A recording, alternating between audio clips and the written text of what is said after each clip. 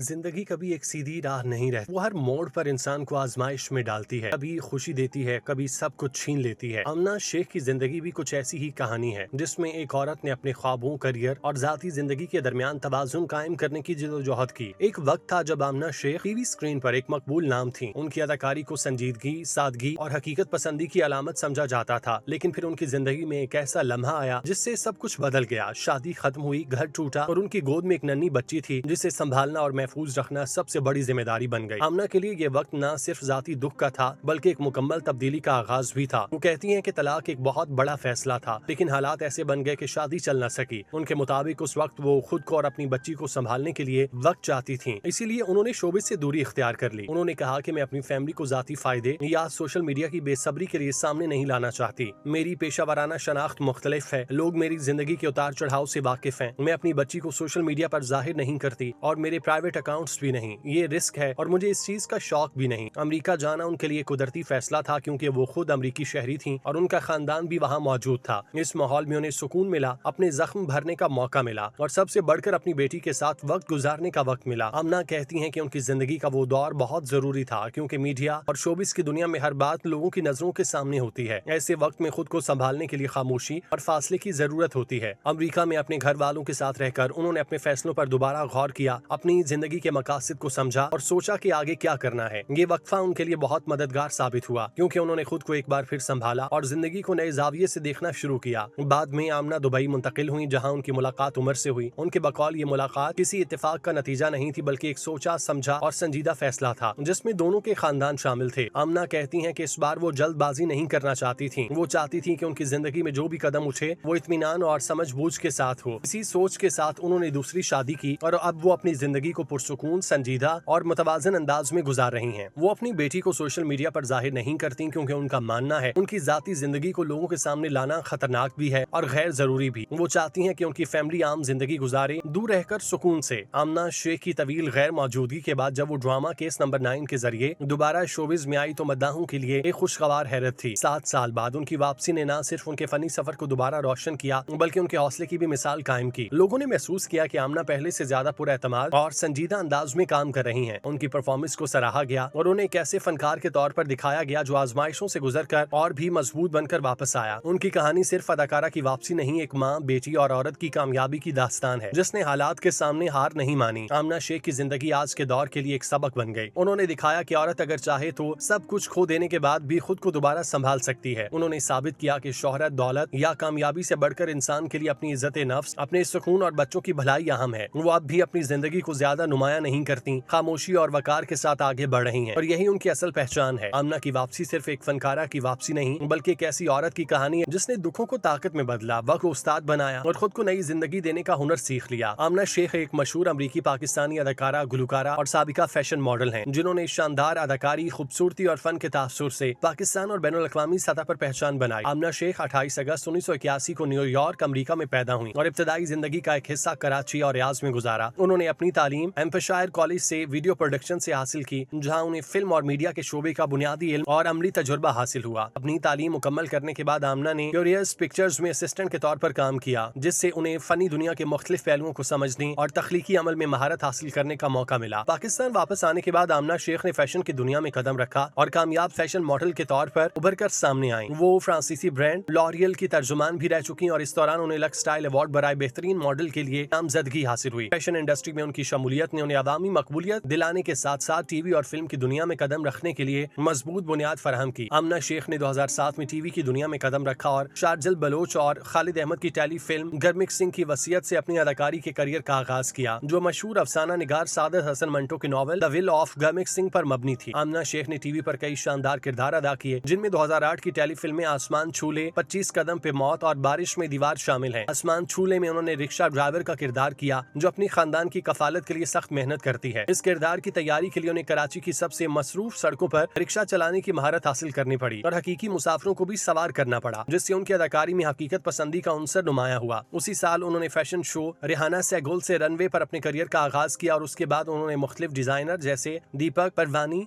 आमिर अदनान, नौमी अंसारी, खादी और दीगर के साथ मॉडलिंग भी की। टीवी ड्रामों में आमना की सबसे नुमाया कामयाब जियो टीवी सीरीज दिल नादा में मरकजी किरदार अदा करने से हासिल हुई, जिसके लिए उन्हें लक्स स्टाइल अवार्ड बराए बेहतरीन उभरती हुई टैलेंट से नवाजा गया। इसके बाद उन्होंने दाम 2010, मात 2010, उड़ान, मेरा साया, मैं अब्दुल कादिर हूँ, मेरा साया 2, मिरातुल अरूस और जैक्सन हाइट्स जैसे मुतादिद ड्रामों में काम किया, जिनमें उनके किरदारों को न सिर्फ अवाम बल्कि नाकदीन की तरफ से सराहा गया। फिल्मों में आमना शेख ने 2012 में समाजी ड्रामा फिल्म सेडलिंग्स से फिल्मी करियर शुरू किया, जिसमें उन्होंने मां के जज्बाती और पेचीदा किरदार को निहायत महारत और हसासियत के साथ अदा किया। इस फिल्म में उनकी शानदार अदाकारी को बैनुल-अक़वामी सतह पर पजीराई हासिल हुई। उन्हें न्यूयॉर्क फिल्म फेस्टिवल में बेहतरीन अदाकारा के अवार्ड और सार्क फिल्म फेस्टिवल में बेहतरीन अदाकारा के अवार्ड से नवाजा गया। इसके अलावा उन्हें लक्स स्टाइल अवार्ड बराए बेहतरीन फिल्मी अदाकारा से भी नवाजा गया। इस फिल्म के बाद उन्होंने रोमानवी फिल्म अरमान में जरनाब का किरदार किया, जो न सिर्फ तनकीदी बल्कि तिजारती कामयाबी भी हासिल हुई। बाद आमना ने सोशल ड्रामा फिल्म जोश इंडिपेंडेंस टू यूनिटी